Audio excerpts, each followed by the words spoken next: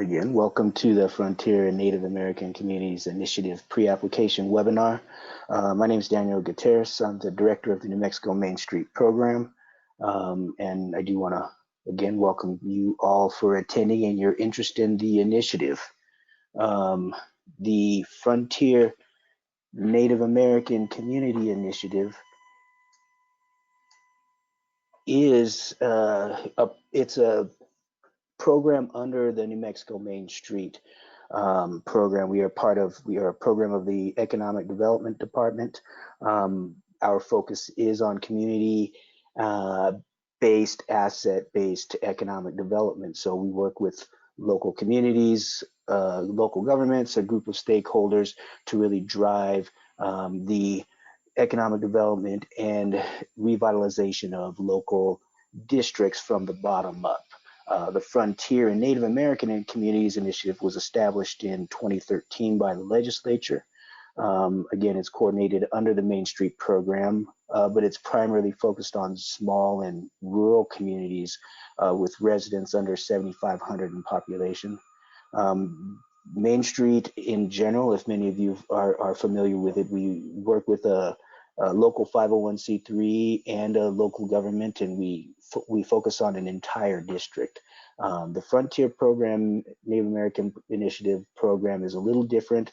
As opposed to focusing on a whole district, this is project based, so we pick one catalytic economic development project that we can try to really build some capacity around for other future projects, or just try to move some small projects. And these take place between 12 and 18 months. So it's not a continuous program. It's a 12 to 18 month time frame that we really have to really hone in and focus in on the project. I do want to make clear that this isn't a grant program per se. Communities primarily receive free professional services from the Main Street program. We do try to find direct funding for selected projects, though it's not something that we can necessarily promise. We do have a number of funding partners depending on what the project is, and they're both state, federal, and nonprofit foundation type of sources that we do work with to try to find small seed grants and other type of funding to move projects along. But our primary role is providing technical assistance, and we do have a number of revitalization specialists that are experts in a number of fields that we actually put into the field to help you pull through a project. So the idea is that rural communities will propose a project that has a positive impact in terms of job creation, business development, or enhancing the overall economic environment of the district. It is, I mentioned earlier, it is a bottom-up approach, so we do require a stakeholder group of volunteers that will work in conjunction with a local government partner to actually move the project forward. And that group of stakeholders could be community members, local businesses, property owners, folks that are just really interested in driving the work, because we do see this as a three-legged partnership between the state, local government, and the community.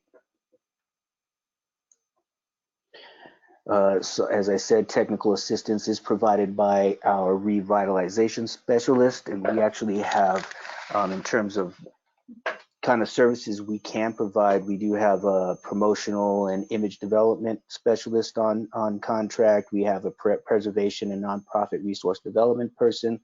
We have a landscape architect and urban design person. We have an actual architect as well, graphic design and marketing specialist, creative economy and cultural planning specialist, business and entrepreneur development, property redevelopment specialist, and we also have two organizational and leadership development, resource development folks that we can put in the field. So the services are all really, the type of services we can provide will really depend on what type of project you apply for and the resources we have available through our specialists. So that's as it's not a grant program, we do pay for the professional services that go into that you receive. So that's where the funding comes in, at least on the front end.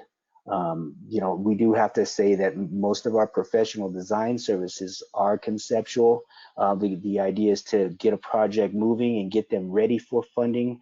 If the project requires a licensed architect, an engineer, or specific construction documents, we do have to contract that out to other contractors and bring different folks in. So, you know, that those can be quite expensive, and the idea is to get a project to that point and find funding to do that. But projects that are going to require an outside contractor, a licensed contractor, will probably be lower ranked in terms of projects selected as versus projects that can be self-initiated by the community, local government, and the state as partners. You know, one of the benefits of being a Main Street or a Frontier Native American Community Initiative also is that you do have access to all of the institutes, workshops, leadership networking meetings and conferences that the Main Street program puts on. We do have a summer leadership networking meeting next week from the 7th, I believe, to the 9th in Albuquerque at the National Hispanic Cultural Center. And that one's going to be focused on creative placemaking. We are going to have another one in Tucumcari in October. I don't know the exact date right now, but the focus will be on the creative economy. So if you are interested, whether you're a potential or you're interested in the Main Street or the Frontier Native American Communities Initiative, you're welcome to attend, and you can check our website for more information on upcoming networking meetings and trainings. New Mexico Main Street, when we think about projects, you know, we have our own economic transformation strategies that we are really focused in when we're thinking about how we can work and help in communities, and these smaller, you know, focused projects fit in with this as well. I mean, one of our main goals is to build capacity for local economic revitalization and redevelopment, and you know, a lot of that entails training and helping local leaders that can actually initiate these projects. We're also focused on enhancing the entrepreneurial and the creative economy. So the whole idea is building off the existing assets that we have in our communities, whether it's cultural, arts-based, technology, a number of other outdoor recreation. So there's a number of different things that we are trying to work, but really, you know, we want to focus on public infrastructure, but when we're doing infrastructure, we want to build off that by really focused on the small business development. And there's a number of things I think we can take advantage of that are existing assets in our communities to really move things forward. And the other one is creating thriving places. And again, that's more of the public infrastructure placemaking projects that really make a downtown or commercial district a desirable place to go. A lot of our stuff is based on the Main Street 4-point approach. It's something that comes out of the National Main Street Center, and they are a subsidiary of the National Center for Historic Preservation, or the National Trust for Historic Preservation. Sorry about that. And the idea is that as we work through our focuses in terms of how we want to approach communities, every project that we do is going to take some organization support. It's going to take some design support. It's going to take some promotion support. It's going to really try to focus and build whatever we're doing. It has to have some kind of economic impact. So we do try to focus, or at least use, the 4 points as a strategy in every project we do. And it's just something to think about as you're selecting a project and trying to put something together about, you know, how you don't have to touch every point, but you do want to think about how we're building off it. So it's more of a holistic project. It's not just a one-off project that's only going to be a design project, but doesn't have any kind of economic impact. Potential eligible projects, and these are actually listed in the application, and these are really based on the type of assistance that we can actually provide. We've done a number of facade improvement programs, and I think in Santa Clara was one of our recent facade improvement projects. We can work on some, we have been doing a lot of placemaking projects. We've do a lot of historic preservation, and that's whether if it's doing a district survey, looking at a historic building and try to come up with a adaptive reuse plan. We can do some property redevelopment. It may not be a historic building, but there's a lot of different things that you may want to do. Because we do come out of the historic preservation division, or the National Trust for Historic Preservation, at least nationally, we do have focus more on adaptive reuse, though, and revitalization versus just developing new projects. We don't do new development. It's usually infill or adaptive reuse, revitalization of a current district. So we don't do we don't work on, at least our program doesn't work on new development. We can do some promotion. We can, which includes district image development and branding, tourist related development, again, small business and entrepreneurial support. We do larger and work with the New Mexico Finance Authority to actually fund downtown revitalization and metropolitan redevelopment area plans. So if that's something you're interested, we can certainly help with a MR designation and follow through with, I think we could get $50,000 in funding for MRA plans. And if you have questions about that, you can certainly give me a call and I can give you more information about that. Again, I mentioned the historic preservation ethics. So we do want to, our goal is to save the buildings and the character and everything that makes our district special. So if that's what you want to think about as you're thinking about potential projects, sometimes you can, you look at old buildings have been changed, and they don't always have to be historic, but they could have certain significance to really enhance your district or something that we want to save. So we often find some really great things underneath some of the current facades that exist.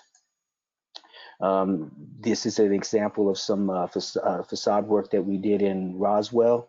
A lot of times some of our architect will just, he'll focus in on maybe 2 or 3, maybe 4 buildings that in a cluster that may not be in the best of shape, but structurally they're sound, but the facades just need improvement. And you'd be surprised how much a facade improvements can really spice up a district and have other folks see it, and other businesses want to do the same when they see people working on their buildings. This is a sample of a Frontier community project, placemaking project in Cuesta. It was an empty lot, as you can see on the top, and this was a community build that we got I believe we got about a $5,000 grant from the New Mexico Resiliency Alliance to do this, and with $5,000 and a lot of community work, we were able to transform that space into they use this now as a gathering space and I believe a market space, but it was a lot of stakeholders that came together and actually did the community build work. Here's a downtown master MRA plan that we did for Santa Rosa. Again, we worked with them to, and this is just a couple of conceptual pictures that came out of the plan. We did work with them to do the designation, submit an application to the New Mexico Finance Authority, and they got a $50,000 no match grant to actually hire an outside consultant to come in and actually do the plan. There's a streetscape, business streetscape design project we did for Hurley back in 2013. This is a project we did in 2016 with Mountain Air. This was actually another community build project. The idea um, was to create a gathering space that connected the Schaefer Hotel, the visitor center, and the downtown to really create a gathering space for folks. This was we got some about $20,000 in funding actually from a couple of different donors from foundation and corporate donors that actually we were able to do purchase materials and do a community build project on this one. We actually did a MRA plan for them as well. Other projects include, we're currently working in Taos Pueblo on a placemaking project. That one includes, we're working at the Red Willow Center and trying to help them make better use of their open air market and create some demonstration areas. And the whole idea is to create a more vibrant space that can be open year round for vendors and visitors when the ceremonial centers or when the ceremonial centers are closed for portions of the year. So it just creates a more year-round destination for folks coming through. We're also working in Conscious Dam on a building rehabilitation adaptive reuse project of the Conscious Lodge that's been closed since 2005. That's actually a property that's owned by the Army Corps of Engineers, and we're working with them and HPD in terms of trying to come up with a plan to really reuse that building that meant a lot for economic development in that community. Other past projects, we have done some image and branding in Tularosa. They had a lot of public improvement projects going on, and we helped them build off that by creating a marketing and branding strategy that could help other areas in other entities in the village to really drive tourism and visitors to that district. We also did a Eagle's Nest event development project. It was more, I think, developing a signature event that they could use in there or to highlight their Enchanted Eagle Park that was recently constructed that was a few years ago. But those are just samples of other projects we've done.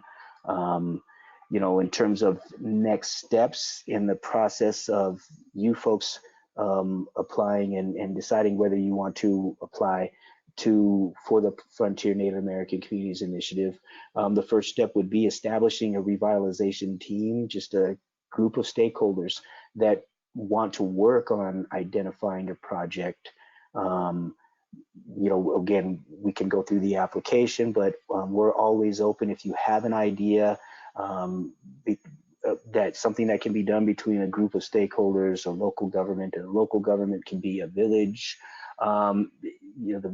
It could be a COG, it could be a land grant, it could be a tribal government. It could be a number of different things. We just have to have some kind of local partner that is engaged in the long term. So we do want to make sure that before you apply, that you do talk to your local partners and you do identify who those people are going to be and get those commitments before you submit, because last thing we want to do is award a project, but the local government isn't part of it. It is a 12 to 18 month project. Just to talk a little bit about the application itself, we do want to make sure as you go through, please do answer all of the questions, because what they do is help give us context in terms of what you're asking for, where things are currently with the community. So having a list of of who your local state grouper is, and I think we're just looking for at least 5 people that we know are going to help organize and carry the project forward, and that can be a combination of community members, business owners, and local government officials. This section 2, we want to make sure that you're focusing on we do get enough information about the community context and the actual project itself. And here we do want to identify key partners, the type of assistance you're looking from us, what kind of cultural and historic assets you have, and any potential funding sources that you foresee or commitments that you've already looked at. So we are looking for, good description of the project and what you're trying to do. Project exploration is more focused on what's been done. If you have any current planning documents that we could build off, it's often helpful. If you're working on a particular property, we do want to make sure that you have the owner's permission, whether it's a private owner or a local government owns the property. We do want to make sure that there are sign-offs and there are commitments, and they are allowing use of that space. All of our staff and contractors are available to assist you with either project selection, or if you have any questions about the application or addressing any specific questions. It's at your communities are often more successful in applying and being selected when they contact us, and my information will be available at the end, and it's also available on our website. You can certainly contact me directly if you have questions or you just have ideas about a potential project that you're thinking about. We can talk through it, and if there's somebody more appropriate for you to talk to, one of our revitalization specialists, I can certainly put you in contact with them as well. But I believe their information is available on our website, and if you see somebody that may fit their skills, may fit what you're trying to do, you're welcome to reach out to them, and they can walk you through any particular project as well. The application deadline is September 13th, so you do have a little while to really work on this, and we want to give you enough time to really hone in, get your group together, and really select a project. And we understand that when you submit a project, there's an idea. Sometimes things may shift when we actually get into the field, and that is not uncommon, and that's okay, because we do want to make sure that we are being responsive to the community needs, and something that may be viable now may not be viable 3 or 4 months down the line, depending on, but we are certainly open to work with communities and adjusting what kind of services we put in depending on what the context is at the time. So it is an electronic the submitted application. You would just be submitting it to me via email, and we do want to make sure that you receive confirmation. So if you don't get confirmation, follow up, and I'll make sure I get that to you when they come in. We are looking at making announcements for selected communities in October of 2019, and projects will begin, at least the initial site visit with the revitalization specialist and myself, in late fall or early winters, when we really want to try to get things kicked off. So outside of that, I think I do want to open it for questions if folks have questions. I believe you can either you can type questions you have in the chat section, or I believe you can raise your hand and we can unmute you.